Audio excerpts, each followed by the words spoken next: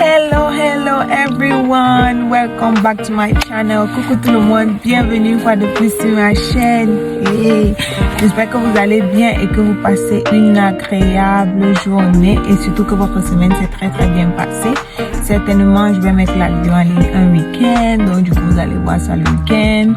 Ce week-end, nous sommes déjà en octobre. J'espère que votre mois d'octobre a très bien commencé. De mon côté, zen, nos problèmes, on ne se plaint pas, tout va bien, Inch'Allah, tout va bien grâce à Dieu. Voilà, aujourd'hui, vous voyez, on va faire un story time, you know, a real story time.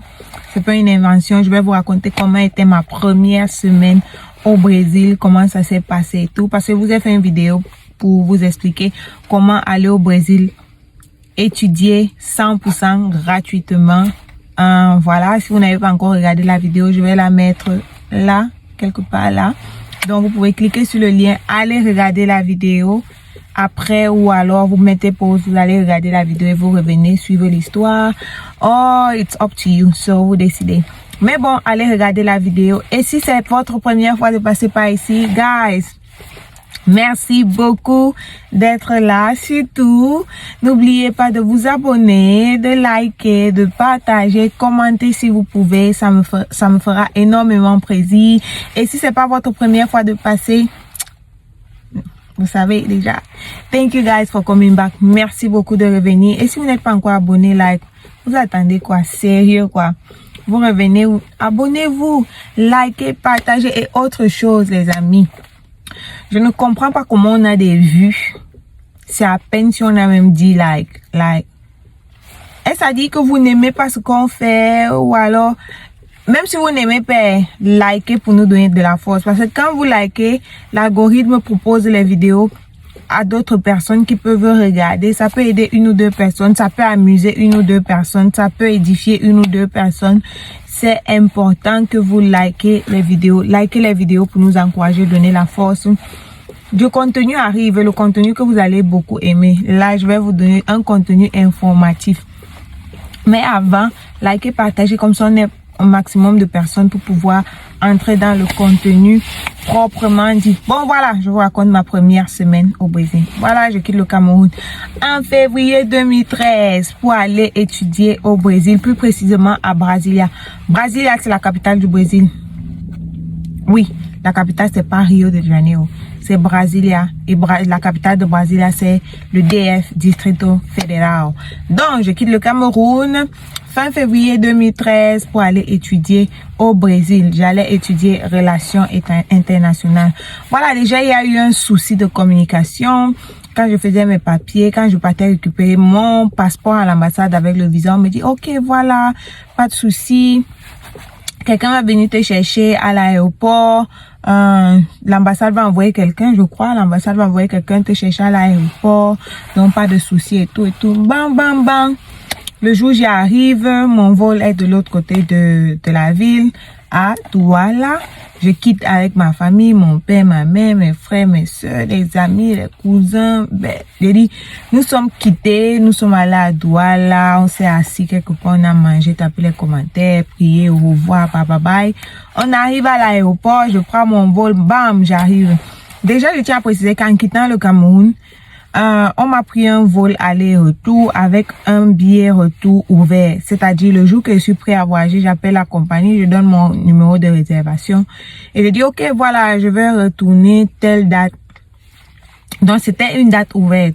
Je pouvais voyager à tout moment, quand je voudrais. Donc, voilà, j'arrive, Brasilia, j'arrive dans la nuit. Tout doux. Vous savez, quand vous arrivez quelque part, vous savez que quelqu'un vous attend, vous allez certainement voir une personne avec une pancarte qui porte votre nom et tout.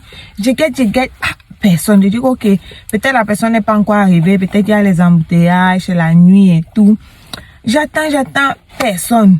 Donc, j'ai pas trop quitté l'espace d'arrivée, l'arrivée internationale, parce que je me disais que bon, peut-être la personne va arriver d'un moment à l'autre et venir me chercher. Donc, je veux pas que la personne me cherche beaucoup. Du coup, moi voilà, je reste là, j'attends personne. 21h, 22h, personne. Je dis, mince, je fais comment? 23h, personne. Donc, je me dirige parce que quand vous êtes à l'aéroport, il y a un endroit là et il y a les taxis. Un peu pas très loin des embarquements. il y a les taxis là. Et puis, taxi en portugais, c'est comme en français. T-A-X-Y. Taxi. C'est comme ça qu'on dit en portugais. Mais ça s'écrit de la même façon. Donc, je vois les taxis, je m'approche de lui. Do you speak English? No, the guy doesn't speak English. Vous parlez français? Non, je parle pas français. Ok, cool. Je pas voulu aller en allemand ou bien espagnol parce que là, c'est encore plus compliqué. Donc, du coup, puisqu'on ne parvient pas à communiquer, je prends mon sac, j'ouvre et à l'intérieur, il y avait une enveloppe qui était destinée à l'université. Et sur cette enveloppe, il y avait l'adresse de l'université. Donc, je sors cette enveloppe, je lui montre l'adresse Universidade de Brasília. Je lui montre l'adresse et dis, take me there. Et avant donc d'y aller, de sortir de l'aéroport, j'avais changé tout l'argent que je suis venue avec. J'avais des dollars que j'ai changé en réal à l'aéroport parce que c'est ce qu'on m'avait demandé de faire quand j'ai à l'ambassade. Ils m'ont dit, avec ton argent, quand tu arrives à l'aéroport, change directement ton argent. Donc, quand je suis arrivée, j'ai changé mon argent, je suis sortie. Donc voilà, on conduit, la nuit se fait excessivement tard, la ville est illuminée, je suis émerveillée. Je suis émerveillée de voir un pays où la nuit, il y a la lumière partout. 23h, les gens sont dans les petits parce qu'au Brésil, le football, tout le monde aime le football. Vous-même, vous pouvez bien imaginer Ronaldinho, Neymar, tous ces gens que vous connaissez, Ronaldo. Donc, les gens sont dehors dans la nuit. Ils ont les terrains de foot un peu dans chaque quadro, bairro. Je sais pas, ce sont dans les quartiers, dans chaque quartier, généralement, il y a les terrains de futsal. Donc, c'est allumé, les gens sont en train de jouer la nuit, je suis étonnée. On roule, on arrive à l'université. Voilà, le chauffeur, gars, il fait descendre mes valises, il dit que, voilà, on est arrivé à l'université. Il se dirige vers le gardien parce qu'il est allé à la bibliothèque, vers la bibliothèque, parce que c'est le seul endroit qui pouvait encore être ouvert à cette heure. Il parle avec le gardien, certainement. Du coup, je vois le gardien qui entre à la bibliothèque et il ressort avec une fille. La fille me salue. Elle parlait un peu anglais. Son anglais n'était pas parfait, mais on parvenait quand même à se communiquer. Elle dit, ok, voilà, le taximan dit que tu le payes. Je sors l'enveloppe, je sais pas combien donner. Je donne, le taximan prend son argent parce que là-bas, c'est le compteur. Donc, la distance où vous voulez, ça va générer un montant. Bon, moi, je n'avais même pas prêté attention à ça parce que moi, je voulais qu'on m'amène là où on va m'amener pour que je dorme. Donc voilà, la fille, on parle, oh tu es venue comment? Je viens du Cameroun, je m'appelle telle. On était supposé me chercher à l'aéroport, mais la personne n'est pas venue, donc du coup je ne sais pas. La fille me dit, si tu ne trouves pas d'inconvénient, tu peux dormir dans ma voiture. Moi je suis avec des camarades, nous sommes à la bibliothèque en train de travailler sur un projet. C'était des étudiants. Du coup, j'ai dit non, pas de souci. Moi, je suis fatiguée. Je peux m'allonger là. Je m'allonge, je vais 3h du matin, tac, tac, tac, sur le truc de la pochette de la voiture. Je regarde, elle dit, je sors, elle dit, voici mon ami. Son ami là s'appelait Antonio. C'est un homme âgé, déjà dans plus de la soixantaine. Tu sais, là-bas, tu peux être jeune et tu as des amis âgés, ça, c'est pas un problème. Ça, c'est mon ami Antonio. Il dit que chez lui, il y a une fille qui vient de France, qui parle le français. Donc, j'ai pensé à lui, je l'ai appelé et il ne vit pas loin de l'université. Donc, tu pourras aller chez lui jusqu'à ce que tu te retrouves. Voilà, on part chez lui ce soir. Qu'on arrive à la maison, la française n'est pas là. Donc, du coup, il me montre sa chambre. Il me montre une chambre. Je me couche là. Il m'a montré la chambre de la fille. Je me couche. Je ne donne pas encore son nom parce qu'il va donner son nom après. Je me couche, je m'endors, je me réveille le matin parce que quelqu'un toque à ma porte. Coucou, moi c'est Léa, je viens de la France. On m'a dit que tu étais là, je suis ravie de te voir. Voilà, tu peux compter sur moi, c'est tout. Moi, je vis aussi ici. Dans la maison du monsieur, il louait la chambre à Léa. Et elle vivait là-bas. Et lui, il était là seul avec sa femme, un peu malade. Je crois qu'elle avait Alzheimer et leur chien et tout. Donc, la fille me reçoit. Je suis contente enfin de rencontrer quelqu'un qui parle français. Le lendemain matin, ils ont fait un truc là qu'on appelle tapioca, qui m'ont donné que j'ai goûté, j'ai pas aimé. I was like, j'ai pas mangé. Donc, il y avait Pan de Açúcar, une boutique juste à côté. On est descendu de l'immeuble, nous sommes allés à la boutique. J'ai acheté du pain, du chocolat, du beurre, les trucs basiques que je connais pour manger. Mais j'ai pas pris de nourriture parce que je suis chez quelqu'un, je vais pas me permettre de cuisiner. Donc, j'ai pris les trucs basiques, j'ai acheté du pain et tout, j'ai posé là à la maison. Et c'est ça que je mangeais. 1-2 jours, je mange. Le 3e jour, il me dit, ah, tu viens d'où? Je dis, non, je viens du Cameroun. Il tape sur Internet. Comment est-ce que je communiquais avec le monsieur Google Translator? Donc, j'écris ce que j'ai écrit. Parce que la fille, elle est sortie, elle va faire ses occupations. J'écris ce que j'ai écrit, ça traduit, lui aussi, il écrit ainsi de suite. C'est comme ça qu'on communiquait. Donc, finalement, il a compris que je viens du Cameroun. On a tapé l'adresse de l'ambassade, nous sommes allés là-bas. Tout ce que les gens de l'ambassade ont fait, oh, bienvenue, enregistre-toi pour qu'on sache que tu es là, boum. J'ai dit, mais je n'ai pas où dormir, je ne connais pas le monsieur et tout et tout. Ils disent, ok, vas-y, on va t'appeler. Jusqu'aujourd'hui, nous sommes en 2023, octobre, nous sommes le 5 octobre 2023. Ils ne m'ont jamais appelé. Ils m'ont dit, ok, voilà, tu peux venir rester à tel endroit, dormir à tel endroit. Voilà, on a trouvé ici. Et j'avais de l'argent sur moi. C'est pas que je n'avais pas les moyens de me trouver un logement. C'est juste que je ne connaissais pas la procédure. Il n'y avait personne pour m'aider. Personne n'était volontiers. Donc c'était compliqué. Je leur ai bien dit, moi j'ai de l'argent. Je veux juste que quelqu'un m'aide à trouver un logement. Parce qu'on m'a dit que quand j'allais arriver, j'allais rester à l'université. Quelqu'un allait m'accueillir. Rien. Alors que les autres pays, je ne veux pas dénigrer le Cameroun. Loin de moi cette idée de dénigrer le Cameroun. C'est juste pour dire que on peut mieux faire. Et essayons d'être have some empathy. Quand quelqu'un vient, il est dans la détresse, essayez de vous mettre à la place de la personne et d'essayer de résoudre le problème de la personne.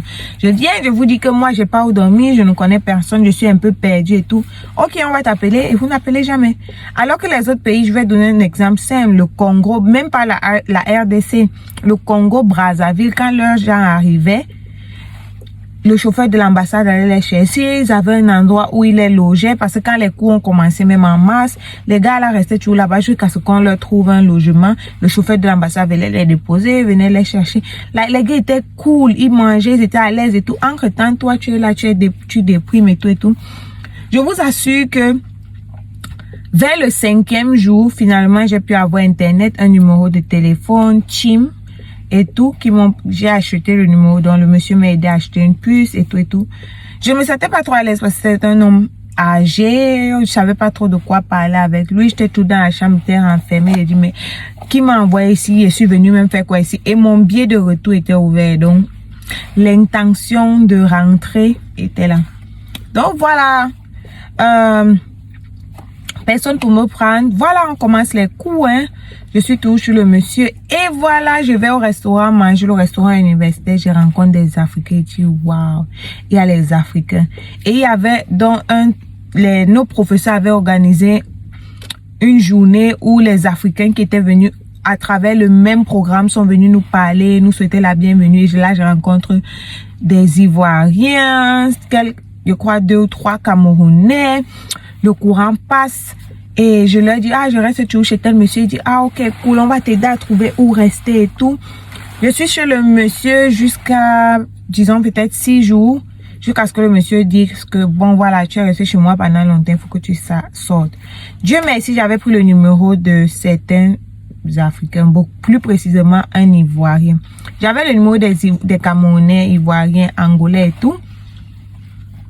Donc, j'appelle cet Ivoirien qui était super gentil avec moi. C'est juste qu'aujourd'hui, c'est mon grand frère. Il appelle mon grand frère Yannick. Voilà. Non, j'appelle le Camerounais Arthur. Ok? J'appelle un Camerounais là. Oh merde, j'ai donné son nom. Si tu passes par ici, coucou grand. Je l'appelle. Il me dit, ok, voilà, prends le taxi. Là où tu es, il doit avoir des taxis ou alors appelle le numéro aussi. Prends le taxi, il m'envoie l'adresse. Tu dis qu'il t'amène à cette adresse. Donc, je prends le taxi parce que le monsieur m'a mis dehors. C'était la nuit vers 19h. Il n'y a vraiment pas de souci. C'est juste que il a trouvé que je suis restée trop longtemps. Et moi, ne voulant pas abuser, j'appelle dans le Camerounais que voilà, il trouve que je suis restée trop longtemps. Mais c'est pas comme s'il m'a jeté dehors, non. Il trouve que je suis restée trop longtemps. Et il me demande déjà de trouver un endroit où rester. Le Camerounais donc me dit, ok, viens à mon adresse. Quand j'arrive chez lui, sa copine est là, je peux pas dormir avec lui. Qu'est-ce qu'il fait? Il me dit, il demande à son voisin ivoirien, ah, est-ce qu'elle peut rester? Il dit non, cool.